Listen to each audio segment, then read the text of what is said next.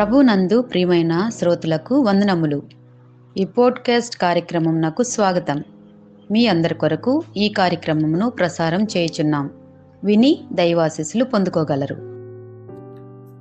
సర్వోన్నతమైన స్థలములలో దేవునికి మహిమయు, ఆయనకి ఇష్టలైన మనుషులకు భూమి మీద సమాధానము కలుగునుగాక అని దేవుని వాక్యం మనకి తెలియజేస్తుంది. ప్రియమైన వారలారా, ఫీబా ఇండియా ద్వారా మరొక మారు మీ మధ్యకు రావడానికి, ఈ క్రిస్మస్ సీజన్లో క్రిస్మస్ దినాన్న దేవుణ్ణి ఆరాధించడానికి, దేవుని వాక్యాన్ని వినడానికి, దేవాది దేవుడు మనకిచ్చిన అవకాశాన్ని బట్టి దేవునికి కృతజ్ఞతాస్తుతులు చెల్లిస్తూ ఈ ఉదయకాలము దేవుని సన్నిధిలో వాక్యాన్ని మనము ధ్యానం చేద్దాం. యెషయా గ్రంథము 9వ అధ్యాయము 6వ వచనం ఈ విధంగా వ్రాయబడి ఉంది. యాలయనగా మనకు శిశువు పుట్టెను, మనకు కుమారుడు అనుగ్రహింపబడెను, ఆయన భుజముల మీద రాజ్యభారం ఉండెను. ఆశ్చర్యకరుడు, ఆలోచనకర్త, బలవంతుడైన దేవుడు, నిత్యుడగు తండ్రి, సమాధానకర్తయగు అధిపతి అని అతనికి పేరు పెట్టబడును. ఇది మొదలుకొని మితి లేకుండా దానికి వృద్ధియు క్షేమమును కలుగునట్లు సర్వకాలము దావీదు సింహాసనములో రాజ్యములు నియమించును. ప్రియమైన వాళ్ళారా, కలతలు చెందిన ఈ లోకంలో యుద్ధాలు చూస్తున్నావు, వ్యాధులు చూస్తున్నావు, అనారోగ్య పరిస్థితులు చూస్తున్నావు. శాంతి లేకుండా బ్రతుకుతున్న జీవితాల్లో యేసు ప్రభు వారు ఒక రాజుల రాజుగా, యువరాజుగా ఈ లోకానికి ఉద్భవించిన విధమే క్రిస్మస్. అందుకనే యేసు ఇచ్చే శాంతి కొరకు మనం భౌతికంగా కాకపోయినా ఆధ్యాత్మికంగా దాన్ని పొందగల శక్తియుడు మనకిచ్చాడు. హృదయ శోభను శాంతింపజేసే ప్రభువుగా ఆయన అవతరించాడు. తుఫాన్లో దాన్ని ఆపే శాంతికర్తగా ఆయన కనబడుతున్నాడు.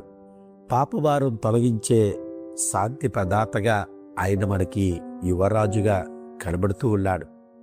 సంబంధాలను పునరుద్ధరించే శాంతికర్తగా ఉన్నాడు. పరీక్షల్లో, సమస్యల్లో ధైర్యంగా ఇచ్చే శాంతి ప్రదాత, ప్రపంచంలో వెలుగువలే నిలిచే ఒక శాంతికర్త యేసు ప్రభువారు. అందుకే ఆ శాంతిని మనం పొందాలంటే మనసులో నిలిచిపోయే దివ్య శాంతి యేసు ప్రభు అని నమ్మాలి. యేసు లేకుండా శాంతి లేదు, యేసుతో శాంతి సంపూర్ణమవుతుంది. ప్రియమైనవారలారా, ఇది మన జీవితానికి ఎలా అన్వయించుకోవాలో ఈ మధ్యన చెప్పి నేను ముగించడానికి సిద్ధపడుతూ ఉన్నాను. Jesus Christ the prince of piece in the world అని సర్వలోకము చెబుతుంది. ఎందుకంటే ప్రపంచమంతా కలతలతో, యుద్ధాలతో, ఆందోళనతో నిండిపోయింది. ఎక్కడో ఎందుకండి, మన ఇంట్లోనే శాంతి సమాధానం లేవేమో. యేసు నిజమైన శాంతినివ్వడానికి లోకానికి వచ్చాడు. అందుకనే యోహాను సువార్త 14:27లో చెప్తున్న మాట యేసు ప్రభు వారు, నేను నా శాంతిని మీకిస్తాను అని చెప్తున్నాడు. ఫిలిప్పీయులకు రాసిన పత్రిక 4:7లో మిగుల శాంతి మనకి కలుగుతుంది.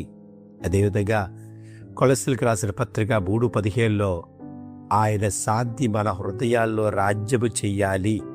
రోమీయులకు రాసిన పత్రిక 5:1లో దేవునితో శాంతి మనకి లభిస్తుంది.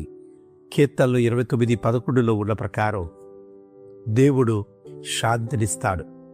లోకాన్ని జయించి ఆ శాంతిని మనకి ఇవ్వడానికే యేసుప్రభు వారు లోకంలో ఉద్భవించారు. శాంతి కోసం ప్రపంచాన్ని కాక క్రీస్తుని ఆశ్రయించాలని దేవుని వాక్యం తెలియజేస్తుంది. ఆరాధన, ప్రార్థనలు శాంతిని మన యొద్ద నింపుతాయి. కలతల మధ్య నుంచే శాంతి మనకు దేవుడిస్తాడు. చివరిగా ఒక మాట, క్రీస్తు కేంద్రంలో ఉన్న జీవితం ఎప్పటికీ ఏ ప్రతిఘటనైనా ఎదిరించి నిలవబడి శాంతిని అనుభవిస్తుంది.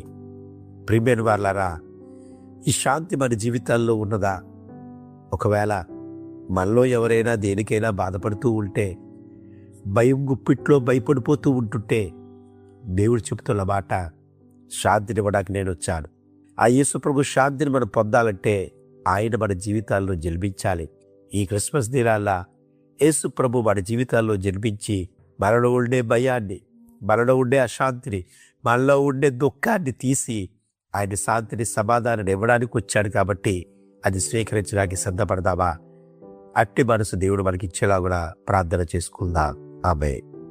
ఈ కార్యక్రమమును గూర్చి మీ సలహాలు మరియు మీ ప్రార్థనా అవసరతల కొరకు మమ్మను సంప్రదించవలసిన మా ఫోన్ నంబర్ 9480585039 మరియు ఈమెయిల్ ఐడి info@fibaonline.org. మా ఫోన్ నంబర్ మరొకసారి 9480585039. Email ID info@fibaonline.org.